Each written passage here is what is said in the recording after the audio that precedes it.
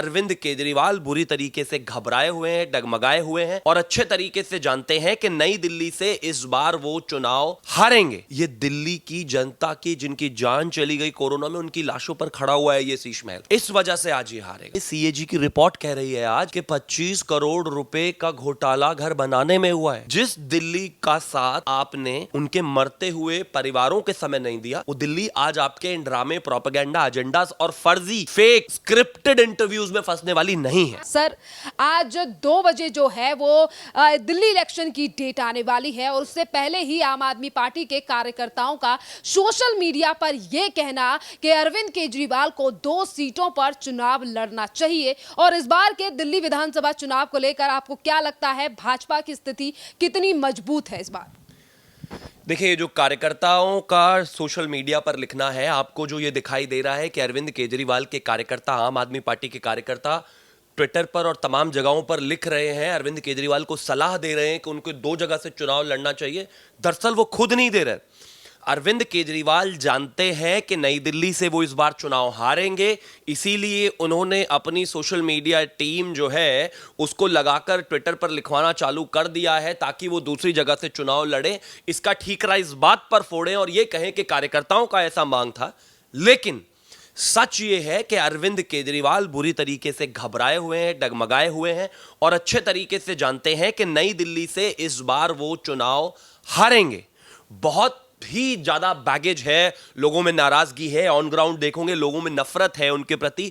On ground देखेंगे तो आप पाएंगे कि हर जगह, और आप तो जाते ही हैं ग्राउंड पर लोगों के बीच में, कि किस तरीके से जनता उनसे नाराज है, किस तरीके से शीश महल को लेकर चीजें बाहर आ रही हैं। और क्यों ना हो, अरविंद केजरीवाल नई दिल्ली से चुनाव क्यों हारेंगे?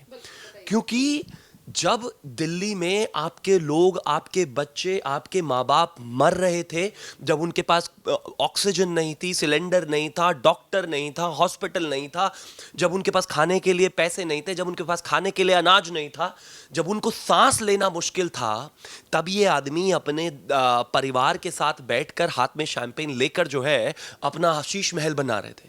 2020 से 2022 के बीच का वो समय है, खास तौर पर उस समय के दौरान जब इस देश में सांसें नहीं थी, दिन रात बैठकर वो आदमी जो है 5 रुपए का रेनॉल्ड पेन लगाकर और डबल एक्सेल शर्ट पहनकर रोजाना आकर प्रेस कॉन्फ्रेंस करता था और कहता था कि हमारे पास 2 दिन की ऑक्सीजन है, 3 दिन की ऑक्सीजन है, दिल्ली में कुछ नहीं है, मोदी जी मदद करो।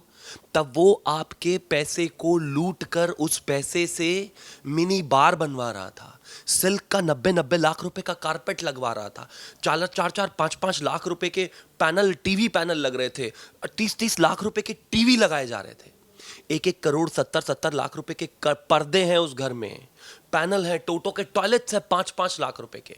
तो जब इस दिल्ली में लोगों की जान जा रही थी, इस दिल्ली के नागरिकों की लाशों पर बना हुआ है शीश महल। मैं फिर से रिपीट कर रहा हूं, ये दिल्ली की जनता की जिनकी जान चली गई कोरोना में, उनकी लाशों पर खड़ा हुआ है ये शीश महल।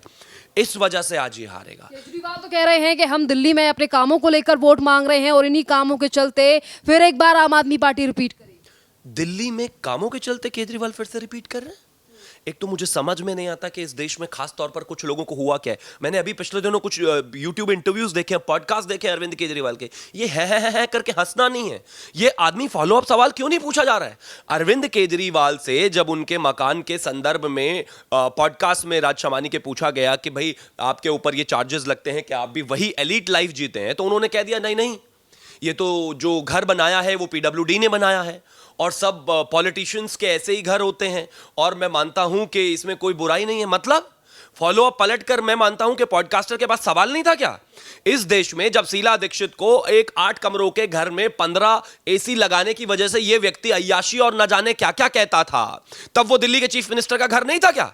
उस पर सवाल पूछे जा सकते हैं, लेकिन आज पॉडकास्टर उससे सवाल ही नहीं पूछते, है करके चुप हो जाते हैं। What is this? इसके अलावा अगर बात करें, पंजाब के 1000 रुपए के लेकर सवाल पूछा गया तो अरविंद केजरीवाल ने बड़ी बेशर्मी और बड़ी धूर्तता के साथ यह कह दिया कि नहीं दे देंगे, अभी तो हमारी सरकार है। मतलब जब चुनाव आएंगे, जैसे दिल्ली की महिलाओं को बेवकूफ बनाने का काम किया है, वैसे ही बेवकूफ बनाने का काम करेंगे और आखिर के 6 महीने में 1000 रुपए दे देंगे, यानी कि आज देने की औकात नहीं है।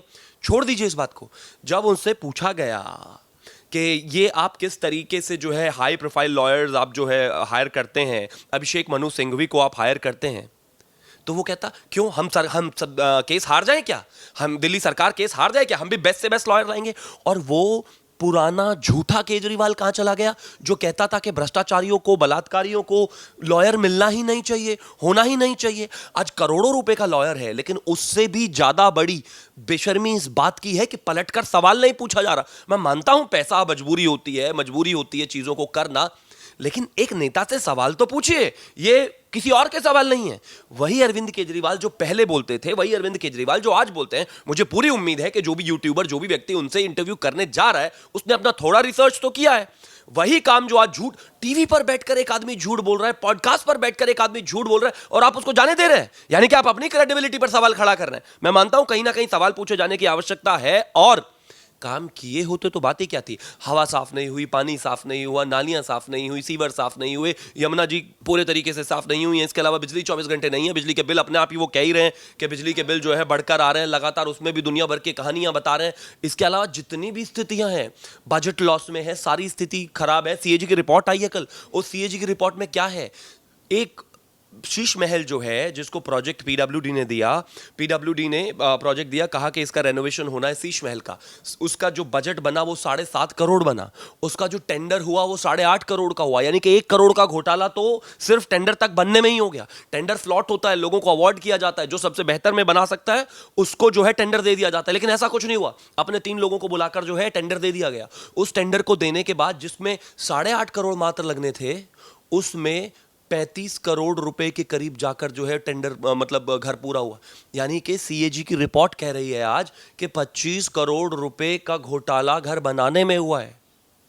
इन्हीं सीएजी की रिपोर्ट के आधार पर ये आम आदमी पार्टी पैदा हुई थी। रोजाना सीएजी की रिपोर्ट दिखाते थे और लोगों को कहते थे कि भ्रष्टाचारी हैं, सीला जी भ्रष्टाचारी हैं, गडकरी जी भ्रष्टाचारी हैं, अरुण जेटली जी भ्रष्टाचारी हैं। आज जवाब दें इन पर। सर, अगर हम इस पूरे मामले पे विश्लेषण कर ही रहे हैं और लगातार जो सर्वे सामने आ रहे हैं उसमें भी हम देख ही रहे हैं कि आम आदमी पार्टी और बीजेपी की कड़ी टक्कर इस बार दिल्ली में दिखाई दे रही है, तो अगर बीजेपी पर जनता मोहर लगाती है, अगर बीजेपी को चुनती है, तो इस बार बीजेपी के पास क्या मजबूत छवि है और क्या जो अपने मुद्दे हैं वो लेकर बीजेपी आज जमीन पर उतरे, जिससे कि एक बड़ा मुकाबला हो सकता है। दिल्ली की जनता को जो पिछले 10 साल से छलावा मिला है उसको बेहतर करना बहुत इंपॉर्टेंट है। जिस तरीके से ये लोग 10 साल में इस बेशर्मी पर उतर रहा है कि साफ पानी तक नहीं पिला पाए, स्थितियां इतनी खराब कर दी कि साफ पानी तो छोड़िए, खराब गंदा पानी भी जनता के पास नहीं है। हवा सबसे बड़ा एक मुद्दा है कि जिस तरीके से गैस चैम्बर बन जाती है दिल्ली सर्दियों में आते ही, और उस पर आज तक कोई काम नहीं किया। लंदन, पेरिस की ये दुनिया भर की बातें करते हैं, उस पर काम करना हमारी प्राथमिकता होगी। इसके अलावा इलेक्ट्रिसिटी जिस तरीके से बुरा हाल है उस पर काम करना हमारी प्राथमिकता होगी। एजुकेशन पर काम करना हमारी प्राथमिकता होगी, और एक करप्शन फ्री राज्य देना सबसे बड़ी प्राथमिकता है। आपको याद होगा कि किस तरीके से कोरोना के दौरान घर घर के आगे शराब ठेके खोल दिए थे, शराब खोल दी थी, शराब नीति बदल दी थी, उसमें घोटाले कर लिए थे, बेईमानी। सबकी अपनी अपनी प्रायोरिटीज है। आदरणीय प्रधानमंत्री जी ने अभी कुछ 1650 फ्लैट्स दिए हैं लोगों को, और वो आदमी है अपना 100 करोड़ का शीश महल बना रहा है, तो प्रायोरिटीज क्लियर है। हम चाहते हैं कि दिल्ली का एक भी व्यक्ति जो है फुटपाथ पर ना सोए, बिना घर के ना रहे, कच्चे मकान में ना रहे। उस सामने वाले की प्रायोरिटी है कि वो अपना घर 100 करोड़ का बनाए। हम चाहते हैं कि धीरे जैसे जैसे भी करके धीरे धीरे युवा जो है नशे से, शराब से दूर रहे। सामने वाले की प्रायोरिटी है कि पूरी दिल्ली नशे में डूब जाए, एक के साथ एक फ्री बॉटल लो। हम चाहते हैं कि शिक्षा बेहतर हो, और सामने वाले की प्रायोरिटी है कि करीब 60,000 स्टूडेंट्स जो है 11वीं में फेल कर गए। हम चाहते हैं कि राज्य में जो है खास तौर पर कैंपसेस बने। दिल्ली यूनिवर्सिटी में पहली बार 2 कैंपस और ऐड होने वाले हैं। अभी तक तो साउथ और नॉर्थ ही था, अब ईस्ट और वेस्ट भी बनने वाला है। यानी कि हिंदुस्तान में जो करीब 40-50 सालों में नहीं हुआ वो हम कर रहे हैं, और उसका शिलान्यास कर रहे हैं। हम चाहते हैं कि वीर सावरकर के नाम पे एक और कॉलेज वहां पर खोला जाए, जो कि अब तक नहीं हो रहा है। इनके पास क्या विजन है, क्या प्रायोरिटी है, क्या एजेंडा है दिल्ली को लेकर? कुछ भी नहीं, बस ड्रामा करना, झूठ बोलना, फर्जी गिमिक करना, और दिन रात ये रोना धोना करते रहना। ये रोने धोने हो चुके हैं आपके बहुत। 10 साल दिल्ली ने देख लिया है। रोना, ड्रामा करना, सड़कों पर लौट जाना, इस तरह की चीजों से अब दिल्ली संभलने वाली नहीं है।